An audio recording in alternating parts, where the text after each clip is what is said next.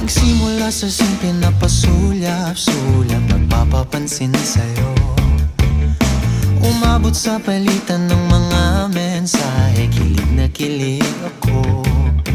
Kumusta, kain na, hello, magandang umaga. Ingat ka, pahinga, huwag kang masyadong magpupuyat pa. Naramdaman ng puso na dahan